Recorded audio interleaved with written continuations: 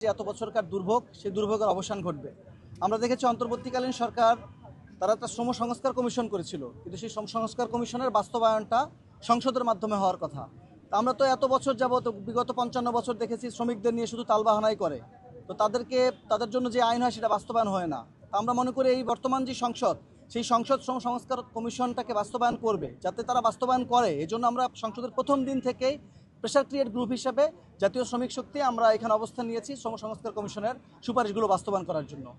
আমরা জাতীয় নাগরিক পার্টির সহযোগী সংগঠন, শ্রমিক সংগঠন, আমরা যখন একটা দাবি নিয়ে সংসদের সামনে এসেছি, আমাদের এই দাবিটা আপনাদের মিডিয়ার মারফতে এবং আমাদের রাজনৈতিক নেতাকর্মীদের মারফতে অবশ্যই সংসদ সদস্যের কাছে এটা পৌঁছাবে।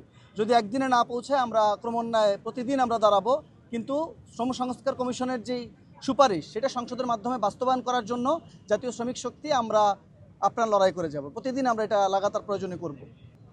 আমরা শ্রম সংস্কার কমিশনের সুপারিশ বাস্তবায়ন হওয়ার জন্য যতদূর করা লাগে, যা করা লাগে, যদি এখানে দাঁড়ানোর যদি মনে হয় যে ইফেক্টিভ, তাহলে আমরা এখানে দাঁড়াবো। আমরা যদি মনে করি সংসদ ভবন ঘেরাও করাটা ইফেক্টিভ, তাহলে সেটা করবো। আমরা যদি মনে করি যে এটার জন্য একটা প্রোগ্রাম করা ইফেক্টিভ, সেটাই করবো। আমরা যতদিন আছি, আমাদের সংগঠন যতদিন আছে, আমাদের সংগঠন অবশ্যই শ্রম সংস্কার কমিশনের বাস্তবায়ন করার জন্য আমরা লাগাতার প্রোগ্রাম করে যাব।